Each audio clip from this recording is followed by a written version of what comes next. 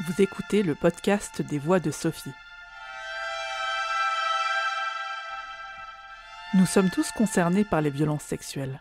Victimes ou proches de victimes, nous connaissons tous de près ou de loin leurs conséquences. Nous les avons peut-être nous-mêmes subies. Alors prenons le temps de comprendre les mécanismes en jeu et cherchons des moyens d'aller mieux collectivement. Écoutons la voix de celles et ceux qui soutiennent, accueillent et aident à guérir. Je suis Sophie, j'accompagne des victimes, mais aussi leurs proches, dans leur chemin pour aller mieux, et je te propose aujourd'hui un partage de connaissances et d'expériences, en toute bienveillance.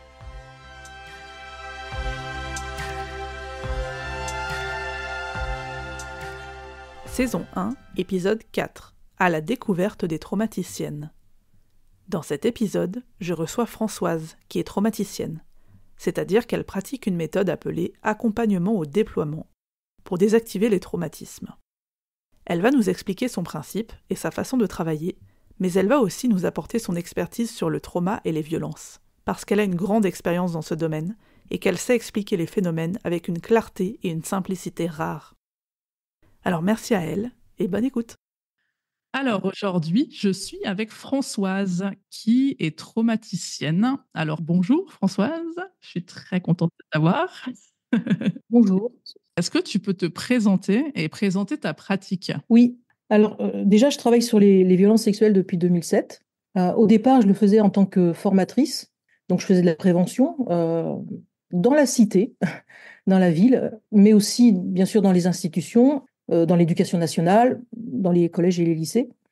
Et puis, à un moment, je me suis dit, pour faire vraiment de la prévention, ce qui serait malin, c'est de faire de l'éducation à la sexualité. Ouais. C'est-à-dire parler de sexualité de façon positive et parler de plaisir sexuel. Et donc, j'ai passé un diplôme en éducation à la sexualité et ça m'a permis de me rendre compte que ce diplôme ne servait à rien parce que l'éducation nationale préfère qu'on parle de sexualité de façon anxiogène. Mais j'ai continué en sexologie, j'ai passé le cursus de 3 ans et je suis devenue sexologue. J'ai fait mon mémoire sur l'accompagnement des femmes qui ont subi des violences sexuelles dans leur enfance ou leur adolescence avant 18 ans. Ok. Notamment, pour ce mémoire, j'ai mené une enquête pour connaître quelles étaient les conséquences sur la sexualité des femmes qui ont subi des violences sexuelles dans leur enfance. Ok. Après, je vais faire un raccourci et ensuite, je suis venue à créer une méthode, l'accompagnement au déploiement, Ouais. qui est extrêmement efficace pour désactiver les traumatismes à caractère sexuel.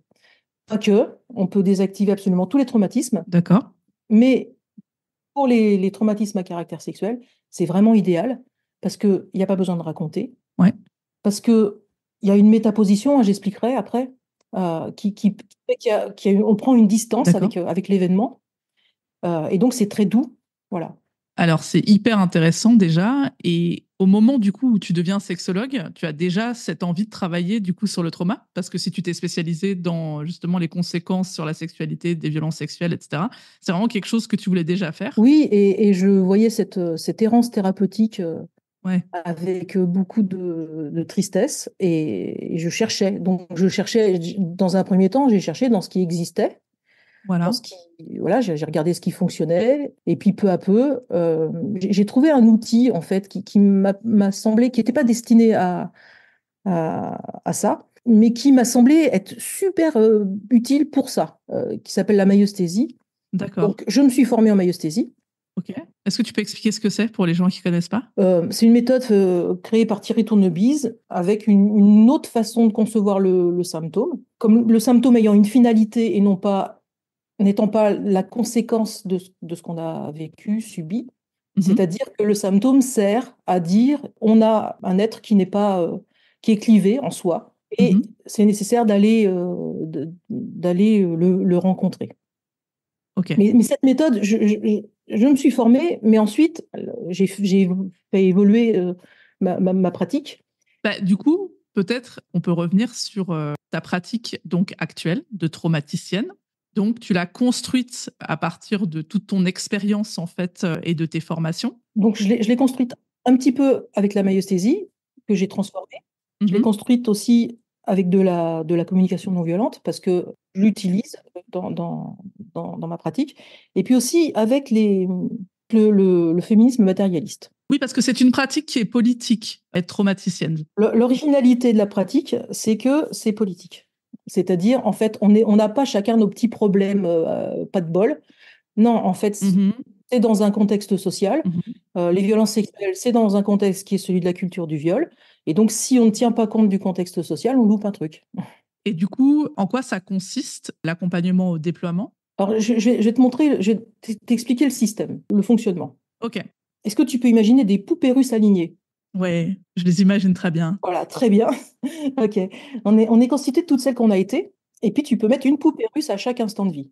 Si à un instant, tu vis quelque chose que tu peux pas intégrer émotionnellement parce que c'est trop douloureux, parce que c'est trop choquant, parce que ça fait trop peur, l'être que tu es, la poupée russe, elle est mise de côté.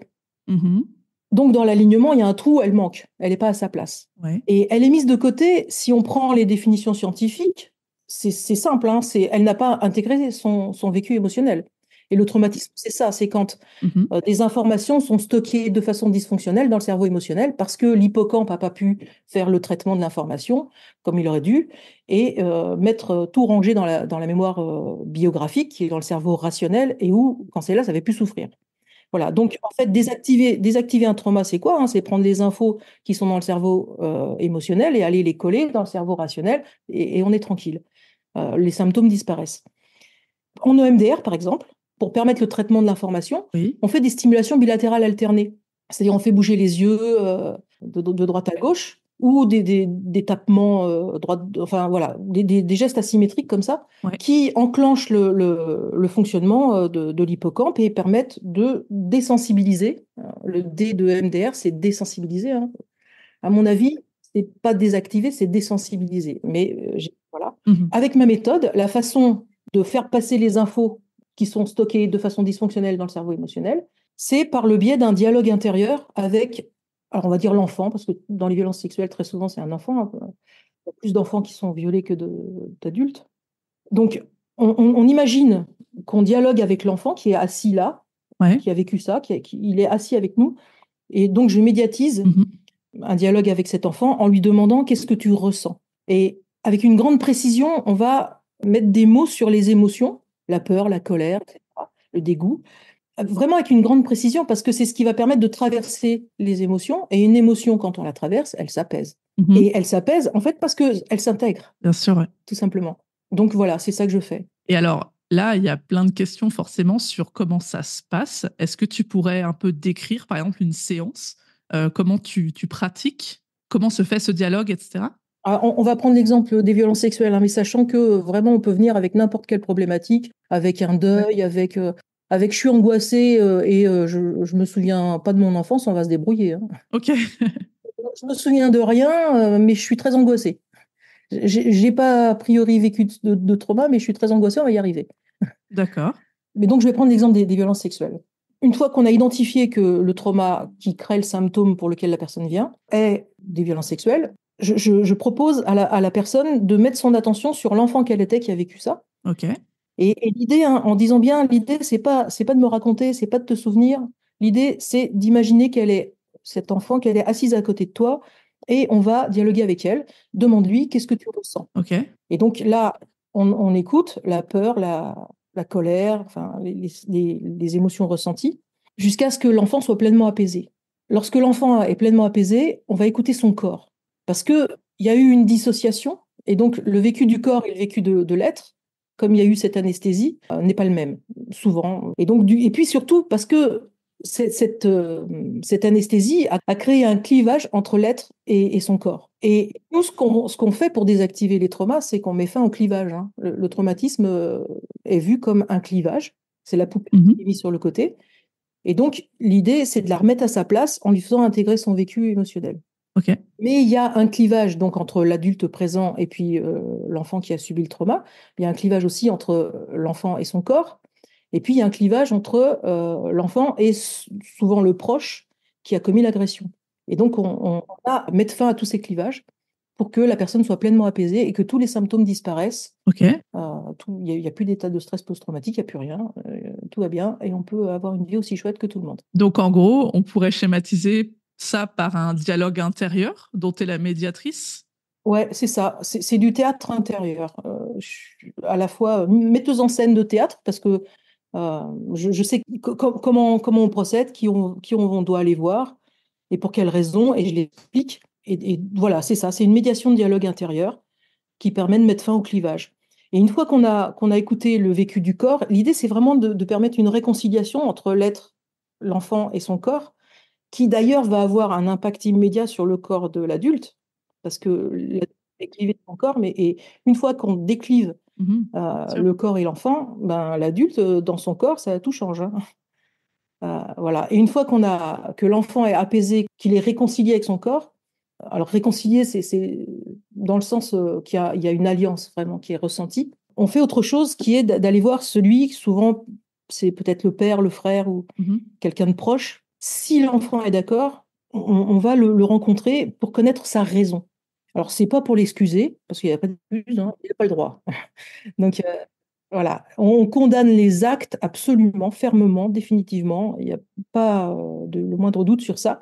Oui. Mais l'idée d'aller voir peut-être le père de l'enfant, c'est de comprendre quelle était sa raison. Sa raison n'est pas une justification, c'est une explication.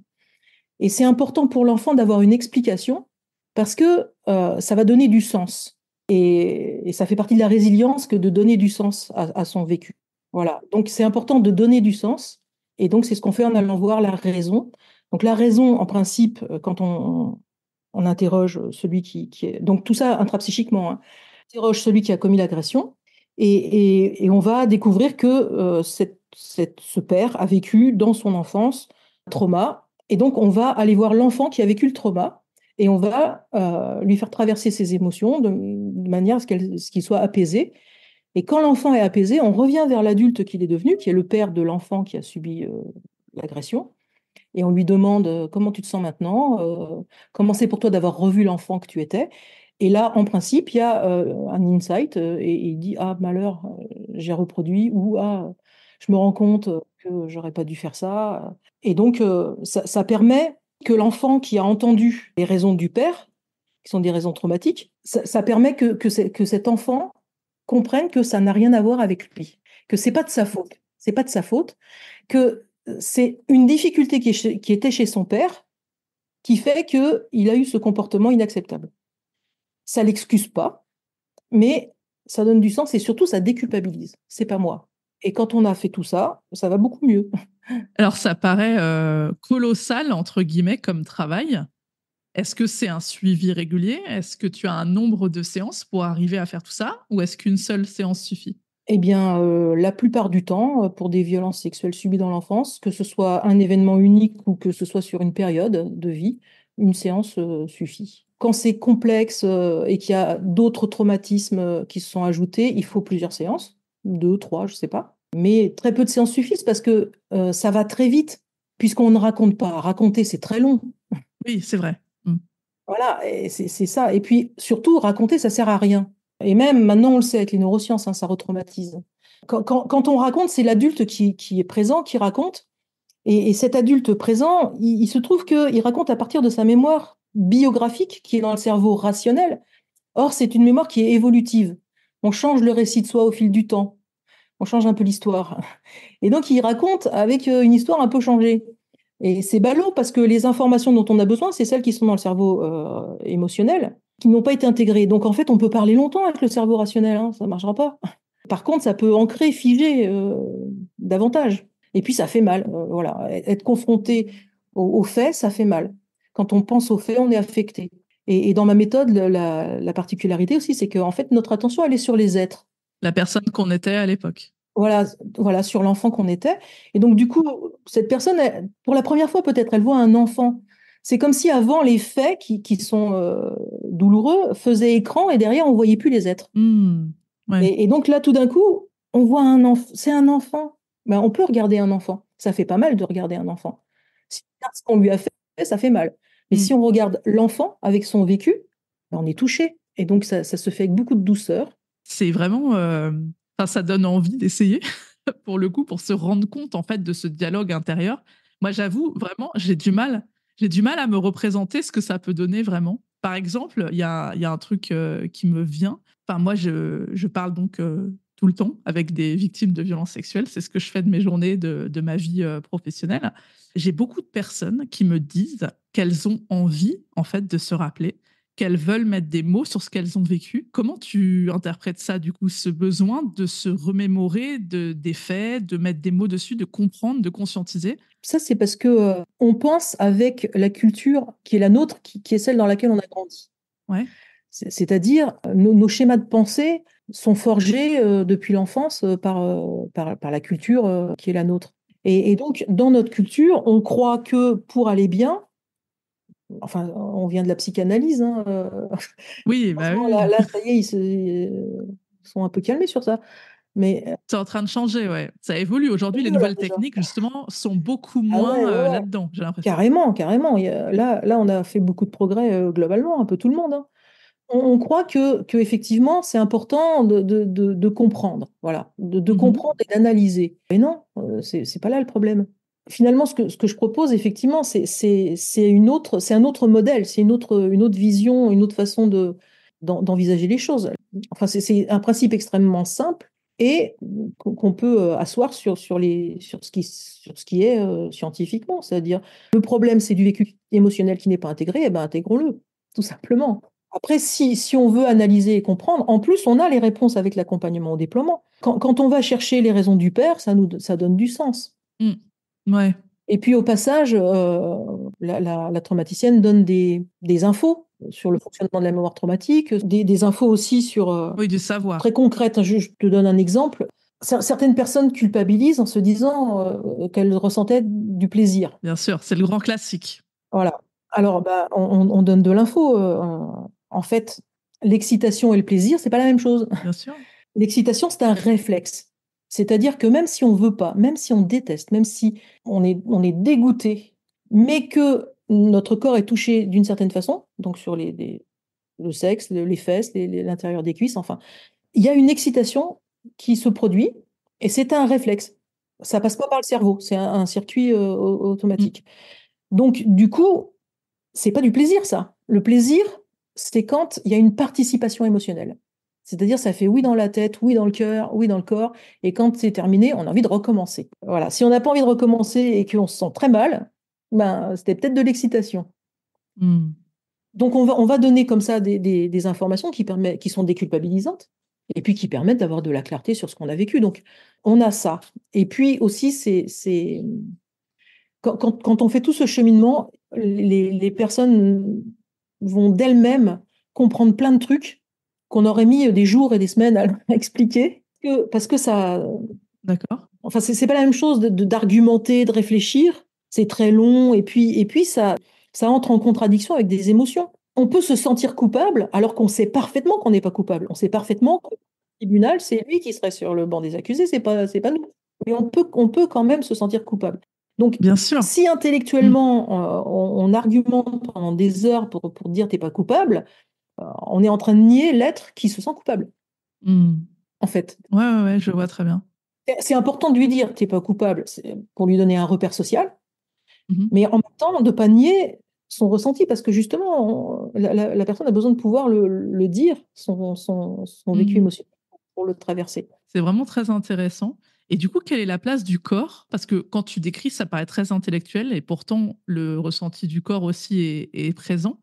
Alors, on demande directement au corps. Mettez votre attention sur le corps de l'enfant et demandez au corps qu'est-ce que tu ressens. D'accord. Voilà. Et là, bah, il y a différents ressentis possibles, hein, mais ce qui peut arriver, c'est que le corps dise qu'il s'est senti abandonné par l'enfant. Mhm. En fait, c'est juste l'anesthésie, hein, chacun s'est barré de son côté, hein, le mental et le corps. Ouais, c'est ça. Et donc, on écoute le vécu, l'enfant est présent, il entend le vécu de son corps, on demande à l'enfant, comment c'est pour toi d'entendre le vécu de ton corps? Ah, je ne savais pas qu'il avait ressenti ça. Enfin, voilà, et puis vraiment, on demande au corps tout ce qu'il a besoin de dire, tout ce qu'il a besoin que l'enfant sache. Et comment c'est pour l'enfant d'entendre le vécu de son corps. Et peu à peu, en fait, on les fait se rencontrer, on fait dire à chacun comment ça a été vécu l'un pour chacun. Mhm. Et du coup, il y a un apaisement qui se fait comme ça et un sentiment d'alliance. D'accord. Mon corps, c'est mon allié, en fait. Et puis, comme on a donné de l'info, que l'excitation, c'est pas du plaisir, par exemple, eh ben, on voit pas son corps comme un ennemi qui a eu du plaisir. Oui, c'est quelque chose qu'on entend beaucoup, que le corps aurait trahi presque la tête parce que le corps a réagi. C'est ça. Donc, il n'y a pas de trahison, il y a juste, c'est un réflexe, ça veut dire que le corps fonctionne bien. Et d'ailleurs, enfin, le corps peut être lui-même dire qu'il se sent mal d'avoir ressenti des choses agréables. Et donc, on lui explique, bah oui, l'excitation, c'est agréable. Mais ça veut pas dire qu'on aime. Ça veut pas dire qu'on a envie, ça veut pas dire oui, en fait. Ouais, ça paraît vraiment fascinant. Et je me posais la question du coup de la dissociation. Tu as expliqué tout à l'heure le phénomène vraiment physique, psychologique, physiologique, j'ai envie de dire, même le côté cérébral. Est-ce que ça arrive que tu aies des personnes pendant la séance qui soient en état de dissociation? Avec ce dialogue intérieur, ça pourrait chatouiller un peu ça, non? Les personnes qui viennent faire des séances avec moi, on se met en état de conscience modifié. Ah, d'accord. Dans un premier temps, quand les personnes arrivent, je leur demande qu'est-ce que vous souhaitez aborder. Et là, en général, elles ont quelque chose qui les gêne. J'ai la phobie des araignées. Ok. À partir de ce symptôme, on cherche quelle est la problématique qui sous-tend le symptôme. Et la problématique, Mhm. ça permet d'avoir plus de précision et pour le coup, c'est le moment analytique de la séance, de comprendre vraiment quel est le problème. D'accord. Et une fois qu'on l'a, on interroge le corps. C'est un peu comme du focusing. On regarde, on demande quelles sont les sensations. Quand vous pensez à ça, Mhm. ce problème, quelles sont les sensations dans votre corps. Et ça permet d'accéder à une évocation. Ça me rappelle, cette sensation me rappelle. Ou alors on cherche une métaphore qui va permettre aussi de trouver un événement, en fait, qui est l'événement traumatique. Donc on passe par le corps, justement, pour trouver l'événement qui correspond au symptôme. Le symptôme, hein, a une finalité. C'est-à-dire, le symptôme, mettons que c'est une sonnerie de téléphone. Mhm. Ça sonne. D'ailleurs, on en a marre, hein, ça sonne, ça peut arrêter de sonner ce truc-là. Et en fait, c'est simple, hein, si on décroche le téléphone et qu'on écoute, derrière, il y a une poupée russe qui est sur le bas-côté, qui n'est pas à sa place. Si on écoute, quand on raccroche, ça sonne plus, hein. Si ça sonne encore, soit c'est un autre appel, il y a une autre poupée russe qui est sur le côté, qui s'est dit, ah tiens, elle répond maintenant, bah, je vais sonner aussi. Ou soit c'est parce qu'on a oublié un truc, où il y a un aspect qu'on n'a pas vu et ça ressonne. Voilà, ça peut arriver que ça ressonne, mais c'est pas très fréquent. Voilà, simplement, c'est une sonnerie de téléphone, le symptôme. Donc, on décroche, on écoute, on raccroche, tout va bien. Le symptôme disparaît parce qu'il ne sert plus à rien. En fait, il avait une fonction. C'est vrai que c'est très, très, très parlant, ouais, cette métaphore du téléphone, et je pense que beaucoup de gens n'ont pas conscience de ça. C'est vrai que le symptôme, il a une raison, il a une finalité, comme tu dis, il n'est pas là comme ça pour rien de nulle part. Il est embêtant quand même, hein. Oui, bien sûr, évidemment. On a la rage, hein, on a la rage. Évidemment. Mais une fois qu'on a compris qu'on peut le faire arrêter, eh ben, tout va bien. Oui, et puis c'est toujours pareil, être dans le déni et ne pas écouter le symptôme, ça ne résoudra rien. Il va continuer de sonner, pour reprendre ta Ah, métaphore. il va continuer de sonner. Donc, Ouais, totalement. il vaut mieux décrocher quand même. Il vaut mieux. J'avais pas compris, moi, qu'on était dans un état modifié de conscience. Est-ce que, enfin, tu pourrais situer un peu cet état par rapport à l'hypnose, par exemple? Est-ce qu'on va jusqu'à là ou c'est... Pas du tout. Non, non, non, non. Non, non, c'est très léger. C'est juste le fait de mettre notre attention sur l'enfant qu'on était, Mhm. nous met en état de conscience modifié parce on est en métaposition, donc il y a une distance qui est prise. D'ailleurs, ce qui permet de pas. C'est ce qui fait que c'est doux, en fait, Mhm. distance comme ça. C'est-à-dire, certaines personnes arrivent, me disent j'ai été violée quand j'étais enfant et pleurent. Et tout de suite, je leur dis très bien, mettez votre attention sur l'enfant que vous étiez. Et dès qu'elles sont connectées, dès qu'elles voient l'enfant, dès qu'elles sont en contact, elles arrêtent de pleurer. C'est doux et elles accompagnent, finalement, je les accompagne à accompagner l'enfant qu'elles étaient. Et donc, ça provoque un état de conscience modifié. Mhm. Mais léger, Ok. hein, c'est très léger, c'est hyper léger. C'est pas du tout de l'hypnose, hein. Juste le simple fait de faire, de mettre son attention, en fait. C'est un état qui vient d'un état d'attention, de concentration. Et tout le monde peut faire ça? Tout le monde peut avoir ce dialogue intérieur? Il y a des personnes qui ont vraiment du mal. Alors, il y a déjà des personnes qui me disent, mais qu'est-ce qu'elle me demande là? Ben oui, c'est une vraie question. Ah oui, c'est bizarre, oui. Voilà, je demande aux gens de faire des trucs auxquels on n'est vraiment pas habitué.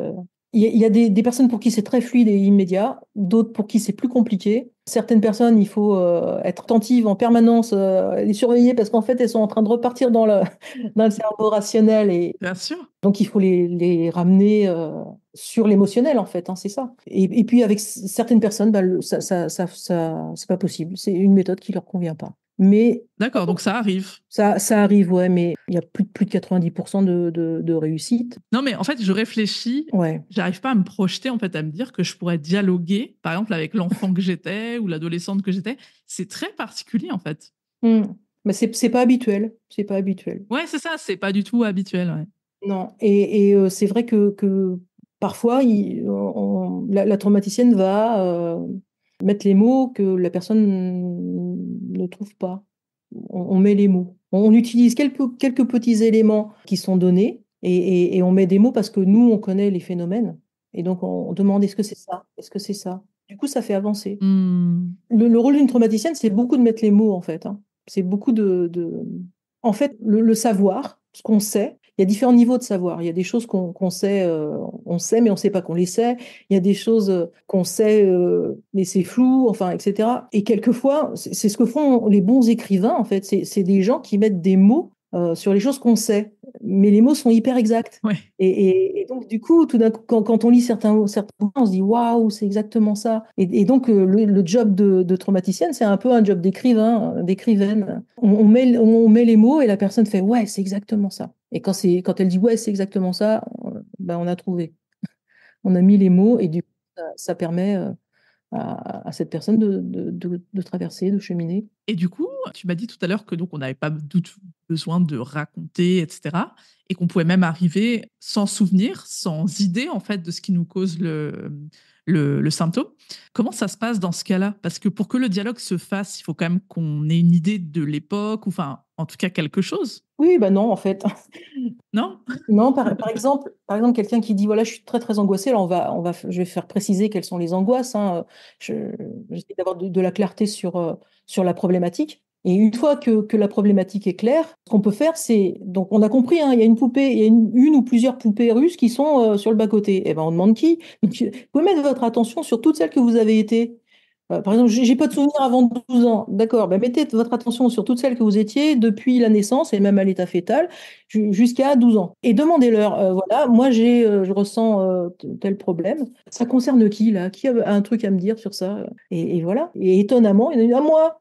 Moi j'ai un truc à dire. Et on écoute son vécu émotionnel. Alors, à la fin, on va se souvenir de rien, hein, parce qu'on ne pose pas de questions sur les faits. Donc, la personne ne repart pas avec des souvenirs qu'elle n'avait pas. Ok. Mais il y a une poupée là qui était en colère et elle a pu exprimer sa colère. En fait, la colère, c'est toujours des besoins fondamentaux qui ne sont pas satisfaits. Hein, donc, on peut exprimer ses manques, traverser ses émotions et la colère s'apaise et le symptôme disparaît parce que c'est juste l'intégration du vécu émotionnel qu'il y a à faire. Voilà, donc on n'a pas du tout besoin des souvenirs en fait. Donc l'amnésie traumatique, eh ben, ça fait pas peur. On va voir l'être qu'on était et qu'est-ce que tu ressens et on prend la réponse qui vient en se concentrant sur la question. C'est fou d'imaginer ça, de se dire, se concentrer sur le vécu, etc., mais enfin, sur le ressenti du coup et pas sur le vécu forcément, et de se dire qu'on peut repartir sans se souvenir, Ouais, mais en ayant intégré ce dont on ne se souvient pas. c'est ça.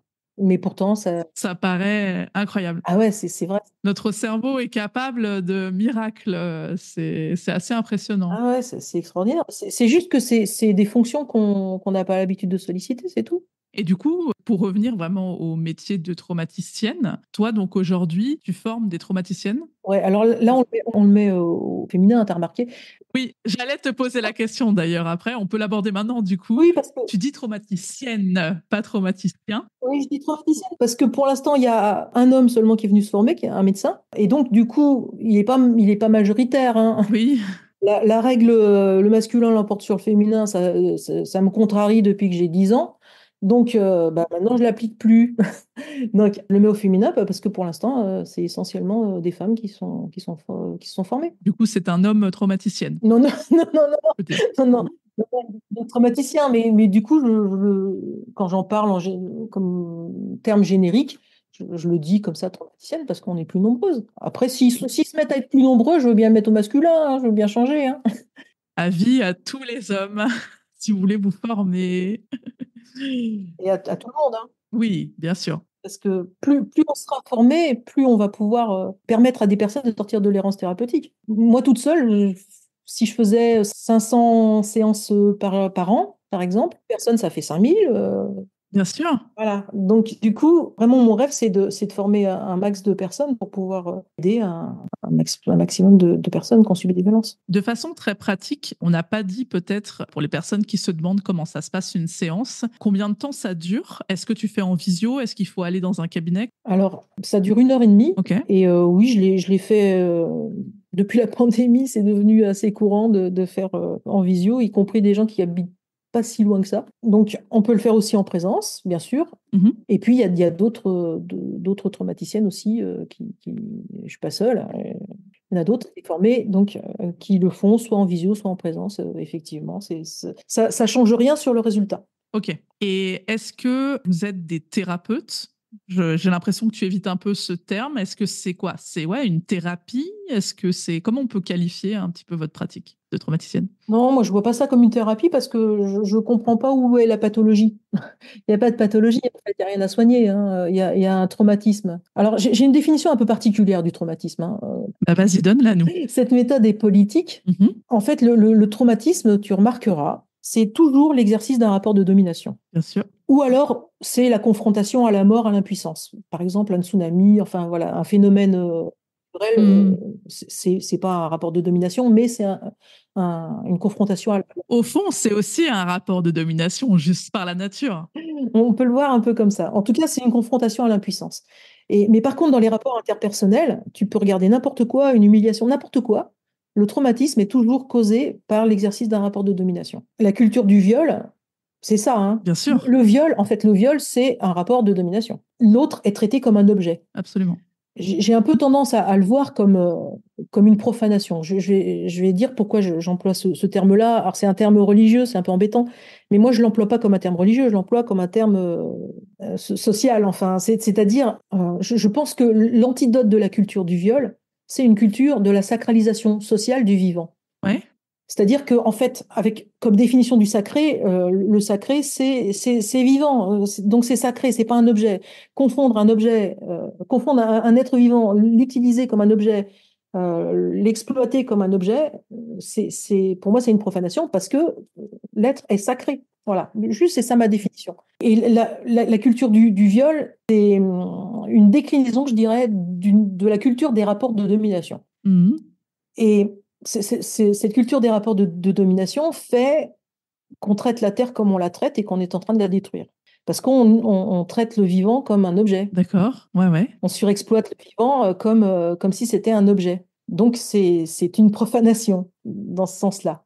Et donc, il y a un antidote à ça, c'est de faire le contraire. Finalement, le traumatisme, c'est toujours l'exercice d'un rapport de domination, c'est traiter le vivant comme un objet, et ce sont des pratiques qui sont clivantes, qui nous clivent des autres quand on les exerce, et qui nous clivent des autres quand on les subit. Oui. Et dans une culture de sacralisation sociale du vivant, Mhm. on aurait des pratiques unifiantes, des pratiques qui relient, qui ne sont pas traumatogènes puisqu'elles relient. Alors les pratiques qui relient, eh ben, c'est par exemple l'écoute, c'est l'empathie, la sensibilité, l'attention, le partage, enfin la réciprocité. Toutes ces pratiques-là sont des pratiques qui relient. C'est l'exact inverse de la culture du viol, de la culture des rapports de pouvoir. Oui. Et en fait, pour moi, le traumatisme, c'est une rupture dans l'unité du vivant. C'est simple, on est dans un écosystème. Dans un écosystème, il y a une unité. Chaque être a sa place dans une unité. Et pour moi, ce qui crée le traumatisme, c'est une rupture de cette unité par l'exercice d'un rapport de domination. D'accord. Et donc une désacralisation du vivant. Voilà, comment ça parle? Ah bah c'est effectivement c'est hyper original en fait de voir le traumatisme comme quelque chose de plus grand que juste un acte isolé. Et enfin, je pense que c'est peut-être ce que tu veux dire, mais c'est le côté systémique en fait aussi Ouais, absolument. du trauma. Que ce Oui, sont pas des accidents qui arrivent comme ça perpétuellement et ça nous tombe dessus. Bon, bah, dommage, tu l'as dit au début, pas de bol, c'est tombé sur toi. Qu'il y a quelque chose de beaucoup plus vaste et une construction sociale beaucoup plus vaste. Mais alors, du coup, l'antidote à tout ça pour toi, c'est justement le travail d'accompagnement au déploiement sur les individus qui ensuite, de façon collective, seront plus traumatisés et donc ne reproduiront pas. C'est ça l'idée? ça c'est une petite partie. Effectivement, si on désactive les traumas de ceux qui commettent des agressions, a priori, ils vont pas récidiver. Chaque fois qu'on désactive des traumatismes chez quelqu'un, ça change des choses. D'ailleurs, l'entourage, des fois, s'en rend compte, hein. Ça change les interactions, etc. Donc, plus on désactive de traumas individuels, plus et mieux. Enfin, on agit déjà comme ça. Mais l'avantage de voir le traumatisme comme un clivage, c'est qu'on peut se rendre compte que il n'y a pas seulement des événements qui sont clivants, il y a aussi des pensées qui sont clivantes, des croyances qui sont clivantes. Et c'est ce que j'appelle le traumatisme social. Contrairement le traumatisme individuel, c'est quand c'est un événement, donc l'exercice d'un rapport de domination matériel, concret, mais il y a aussi des pensées qui sont clivantes. Alors, très simplement, les idéologies, le racisme, le colonialisme, le sexisme, l'homophobie, enfin, toutes les idéologies qui opposent un groupe social à un autre pour exercer une oppression. Donc ça, ce sont des traumatismes sociaux, pardon. Et puis, il y a aussi des croyances qui nous clivent de nous-mêmes ou qui nous clivent de notre corps. On a beaucoup ça avec la sexualité, par exemple. La sexualité, une représentation de la sexualité qui voit la sexualité comme une performance, c'est clivant. C'est clivant parce que au lieu d'être avec soi-même, Oui. si on cherche à être Ouais. performante, au lieu d'être avec nos ressentis, avec nos élans, au lieu d'écouter notre cœur et notre corps et notre tête, eh ben, on cherche la performance. Donc, du coup, ça nous clive d'une sexualité fluide qui se déploierait. Mhm. Et puis, ça nous clive de l'autre, parce que l'autre est traité comme un objet. Si on cherche à être performante, l'être n'existe pas. Le partenaire n'existe pas. On est juste dans j'ai un truc à réussir là. Par contre, envisager la sexualité comme une rencontre, ben là c'est on peut envisager des pratiques unifiantes, des pratiques qui nous relient. Ouais. Du coup, la croyance que la sexualité doit être une performance est une croyance clivante et donc traumatogène, susceptible de provoquer des traumatismes, de nous cliver de notre corps, parce que du coup, on marche pas bien, Mhm. quoi, si on fait ça. On pense comme ça, tu vois, voilà. Donc du coup, c'est comme un point aveugle, hein, dans les thérapies focalisent tout sur le trauma individuel. Mais il y a aussi le trauma social. Et le trauma social, donc, ce sont des croyances clivantes. Et on peut, ça, les désactiver sans jamais argumenter. On va pas chercher à faire en sorte que les personnes changent de croyance. On va pas chercher à les convaincre, parce que ça serait l'exercice d'un rapport de pouvoir. Chercher à changer la pensée de l'autre, Mhm. c'est le nier. Enfin, donc, du coup, c'est pas ça qu'on fait. On procède autrement. On désactive le traumatisme. Ah, toujours avec un dialogue intérieur. Du coup, on peut régler des traumas sociaux en faisant de l'accompagnement au déploiement, c'est ça que tu veux dire? C'est ça, oui. Et si c'est les idéologies, par exemple, on a été victime de racisme. D'abord, on va écouter l'enfant, l'adolescent qui a subi ça. Peut-être il y a plusieurs enfants en même temps. Donc on dialogue avec ces enfants jusqu'à ce qu'ils soient pleinement apaisés. Et ensuite, on va écouter le groupe social, les Blancs, par exemple. Et on leur demande en quoi c'est important pour vous de commettre cette oppression. En quoi c'est important pour vous de faire ça? Et là, on va découvrir, en posant des questions en CNV, on va découvrir que ils cherchent de façon maladroite à satisfaire un besoin fondamental de sécurité, d'appartenance, etc. Mm. Et du coup, ça commence un peu à les secouer. On leur dit, mais et comment vous vivez ça, de faire ça? Comment c'est? Et là, ouais, c'est pas pleinement satisfaisant, en fait. On n'est pas super heureux, en fait. Et du coup, je demande, et si on pouvait faire autrement, tout en s'occupant de ce besoin d'appartenance, si on pouvait avoir une autre stratégie, est-ce que ça vous intéresserait? Ah ouais, peut-être, et on va voir, enfin bon, bref. Du coup, on écoute ensuite le groupe opprimé. Pourquoi on commence par écouter le groupe oppresseur? C'est parce que si le groupe oppresseur n'est pas pris en considération, n'est pas écouté, il ne va pas ouvrir son cœur et ses oreilles. Donc, ça sert à rien. Et puis ensuite, on va voir les opprimés, on leur dit, mais comment vous vivez ça, vous? Et donc là, ben, on s'aperçoit que leurs besoins fondamentaux sont pas satisfaits non plus, pas les mêmes, ou les mêmes des fois. Et donc, du coup, on demande au groupe oppresseur, c'est comment pour vous de voir ça? Ah bah, c'est ballot, on n'avait pas vu.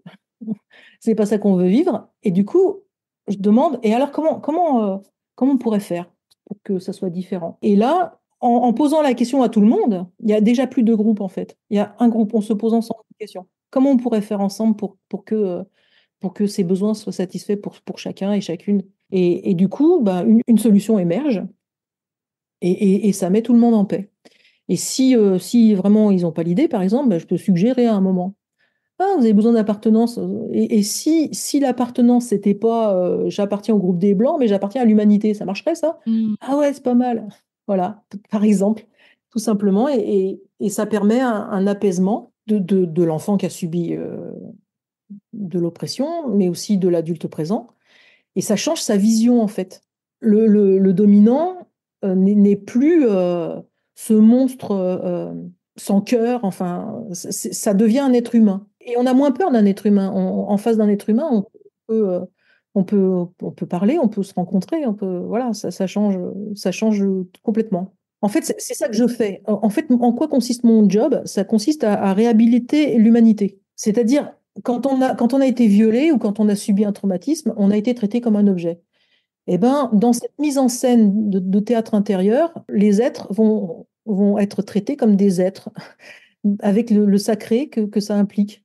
Ouais. Et déjà, moi, je mets en œuvre, la traumaticienne met en œuvre une façon qui est d'être en relation qui est l'inverse du trauma, c'est-à-dire, Oui. je suis dans l'écoute, je suis dans l'empathie, je suis dans l'attention, dans la considération envers la personne présente, mais aussi envers tous les êtres de sa psyché. Et donc, c'est ça aussi qui est réparateur, c'est de redonner du sacré, en fait, dans le sens de c'est un être vivant, c'est un être humain, donc on restaure l'humanité de quelqu'un qui a été traité comme un objet, par une pratique. Voilà. Et puis, de la même façon, si on voit celui qui a commis l'agression ou le groupe social qui est oppresseur, si on le voit comme un monstre ou si on le voit comme c'est des salauds, etc., enfin, on les sort de l'humanité, en fait. C'est pas des humains, c'est des gros dégueulasses. Ou, enfin, si on a cette vision d'ennemi comme ça, on le sort de l'humanité. Donc finalement, l'humain n'est pas vu comme étant humain. Et donc, le fait de changer son regard et de voir que c'est pas un monstre, c'est un humain qui a commis des actes monstrueux. Et les actes qui sont monstrueux, ça, on va pas dire le contraire, jamais, et on les condamne absolument. Mais c'est un humain qui a commis ces actes. Et si on le voit comme un humain, ben, il fait moins peur. Ouais. Et en fait, ça permet de sortir de l'emprise. C'est-à-dire, on peut être attaché à un être par l'adoration, par l'admiration, mais on peut être attaché aussi par la haine, par le rejet. Et ces thérapies-là qui parlent de parents toxiques, ton père est toxique, c'est embêtant parce que c'est nos racines. Parce que c'est ton père. C'est ton père, c'est ton père. Alors, si Ah ton oui. père est un monstre, ça veut dire que tu es issu d'un monstre. Ben non, tu es issu d'un être humain qui a commis des actes monstrueux, certes, Ouais. mais c'est un être humain. Et du coup, toi, voilà, tu es issu d'un humain. Et ça permet de sortir de l'emprise. Les gens qui ont eu ce diagnostic, ton père est toxique, alors dans un premier temps, ça peut faire du bien parce que ça met en colère. Et quand on se met en colère, c'est qu'on sort de la terreur. On voit que quelque chose a été commis qui n'est pas juste. Ça restaure notre dignité, en fait, la colère.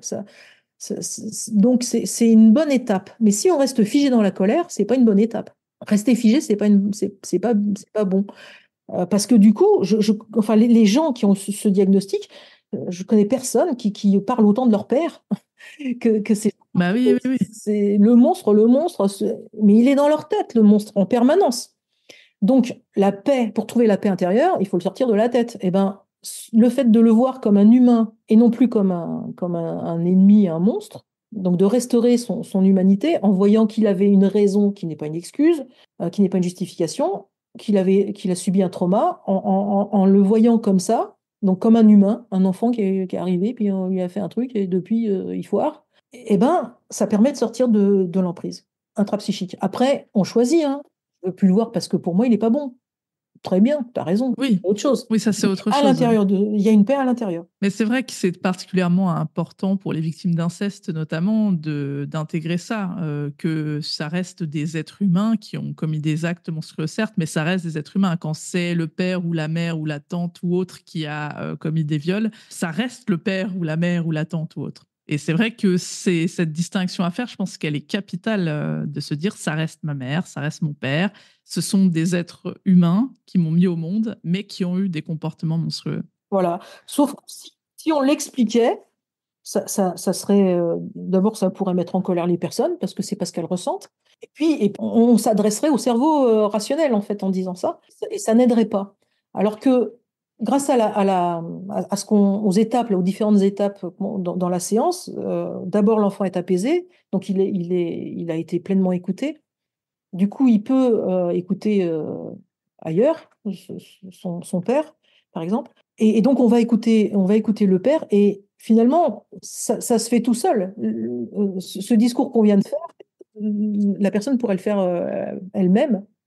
En fait, mon père, je vois que c'est juste un enfant qui a été maltraité, par exemple, et qui, c'est pas une excuse, mais du coup, bah, je le vois comme un être humain. Et si c'est un être humain, bon, bah, ça va. Il y a plus. C'est ça, on sort de l'attachement, d'un attachement par le rejet. Et c'est intéressant, là, en t'écoutant, je réalise la portée vraiment transgénérationnelle. Aujourd'hui, on parle beaucoup de ça. Le côté, on porte presque le trauma de ses parents, etc. Il y a beaucoup de techniques ou de thérapies aujourd'hui qui se concentrent là-dessus. On parle beaucoup de ces sujets. Et du coup, ce que tu décris, c'est un peu ça, finalement, qu'on va comprendre aussi peut-être l'historique, oui, un peu transgénérationnel du trauma. Oui, alors, quelquefois, donc, sur un trauma, on va voir la mère, par exemple. Mm. Et puis, du coup, donc les raisons de la mère, hein. La mère a commis un traumatisme, on apaise l'enfant, on va voir les raisons de la mère, et les raisons de la mère, on découvre que quand elle était enfant, elle a vécu ça, en fait, il y a la même chose. Ah, d'accord. Donc, on va voir la grand-mère, et puis, Mhm. si on voit que, ah bah pareil, elle a vécu la même chose, ben, à ce moment-là, je propose, regardez toute la lignée maternelle, et demandez c'est qui la première qui a commencé, qui a vécu ça en premier. Et puis on dialogue avec celle qui a vécu ça en premier, et ça peut être dans le lointain, très loin dans le passé, ça peut être une ou deux générations avant, ça peut être, on ne sait pas. Et on dialogue avec la première qui a vécu ça. On désactive le trauma de la première qui a vécu ça, donc en écoutant son vécu émotionnel, alors qu'on ne l'a pas connu, hein. Bah oui. J'ai une question aussi. Les personnes que tu accompagnes, c'est plutôt des hommes, des femmes? Quel public tu as? Il y a plus de femmes. Il y a plus de femmes. Hmm. Et donc, majoritairement des traumas d'ordre sexuel ou tu as vraiment tout type de trauma? Est-ce que tu saurais donner une jauge un petit peu? Alors, étant donné que je me fais connaître sur cette problématique des violences sexuelles, ben, il y en a beaucoup, mais je me fais connaître sur cette problématique parce qu'il y a une telle errance. Et ce truc-là, ça marche, donc vraiment, je mets le focus sur ça. Oui. Et du coup, il y a des personnes des fois qui me contactent en me disant, j'ai pas eu de violence, j'ai pas subi de violence, est-ce que je peux venir quand même? Oui, venez, venez. Absolument, sur tout ce qui fait qu'on n'a pas la vie aussi belle qu'on voudrait l'avoir. Ok. Et donc l'idée, c'est que par exemple, on vient pour un symptôme et on le règle et ensuite on peut trouver entre guillemets un autre symptôme, enfin, ou on peut faire tout en même temps. S'il y a un truc qu'on veut régler, par exemple, je peux pas parler en public et c'est ballot parce que je dois faire une conférence dans 8 jours. En principe, en une séance, on va le faire. Après, il y a des personnes qui ont envie de faire un travail de fond. C'est selon les besoins en fait de la personne, selon ce qu'elle sent. D'accord. Et alors, on a déjà beaucoup parlé, donc je vais essayer de passer à un autre sujet, mais qui est lié, parce que donc tu nous as expliqué ton parcours, que ça fait un moment que tu es dans ce milieu-là des violences sexuelles, que tu as une certaine connaissance, expertise de tout ça. Est-ce que toi, tu vois une évolution dans la prise en charge justement des victimes, dans la façon dont les victimes sont perçues par la société? Est-ce que tu as vu un changement, peut-être à travers tes différentes casquettes aussi, entre guillemets? Est-ce que tu trouves qu'il y a une évolution positive? Est-ce qu'aujourd'hui, c'est mieux? Est-ce que c'est moins bien? Est-ce que ça change? Est-ce que ça bouge? Alors déjà dans la société globalement, c'est vraiment mieux. J'ai vu une évolution incroyable. D'abord, Mhm. pendant des années, je bataillais, hein. C'est-à-dire quand je disais la culture du viol, on me disait quoi? La quoi? Qu'est-ce que certaines personnes se mettaient en colère en disant mais n'importe quoi. Enfin, vous voyez le mal partout. Enfin voilà. Et à un moment, tout d'un coup, plus personne me disait c'est quoi ce truc-là? Tout le monde savait ce que c'était. Donc déjà, les connaissances ont évolué. Et Ouais. puis même, c'est vraiment réjouissant hein, d'avoir pu voir ça au fil du temps. Je trouve que il y a eu une évolution énorme sur la compréhension du phénomène et même peut-être un gain de sensibilité par rapport à ce que sont les violences sexuelles. Donc c'est des bonnes nouvelles alors. Ouais, de ce point de vue-là, c'est vraiment, c'est des bonnes nouvelles, ouais. Bon, on n'est pas encore arrivé, hein. Non plus, hein, Non. parce que Est-ce que tu penses que sociétalement, on a un mieux ou est-ce qu'il y a toujours quand même des difficultés oui, parce qu'il y a plus de personnes qui sont conscientes, il y a plus de personnes qui se sentent concernées. Bon, je suis très optimiste, hein, Ah, bah c'est une grande qualité que je n'ai pas, ah, donc c'est bien. donc j'ai tendance à voir ce qui est chouette. On n'est pas arrivé, mais on y travaille, quoi. C'est On y vrai, travaille. c'est vrai, ça bouge, ça avance. Et on est plus nombreuses et nombreux à y travailler. Hmm. Et il se trouve qu'un nombre suffisant suffit. Et donc, peut-être on n'est pas loin d'atteindre le nombre suffisant qui suffit. Et pour prendre ça tous en charge, on va sortir de la culture du viol. Tu sais quoi? On va sortir de cette culture. Bah écoute, je te prends au mot, on se reparle dans 10 ans et on en sera sorti peut-être. Alors, je sais pas, disons, mais on peut faire avancer ça. En tout cas, tu y contribues. C'est-à-dire, en fait, l'accompagnement au déploiement, pour moi, c'est juste une partie de ce qu'on peut faire. Avec Mhm. l'accompagnement au déploiement, on peut désactiver les traumas individuels et les traumas sociaux. C'est déjà pas mal. Mais en fait, il y a d'autres choses à faire pour pouvoir sortir de la culture du viol et de la culture des rapports de domination au sens large. Il faut agir aussi sur les conditionnements. On est conditionné par les idéologies dans lesquelles on grandit. Par exemple, le libéralisme, la culture du viol, le patriarcat, enfin, ce sont des idéologies et on peut, face à ces idéologies, avoir une position. Mhm. Je suis contre le patriarcat. Je suis contre le patriarcat, donc je lutte contre le patriarcat.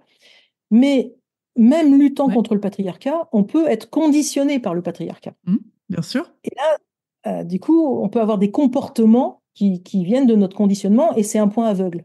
Ouais, bien sûr. Donc, ça suffit pas d'être militante anti-patriarcale si on se déconditionne pas.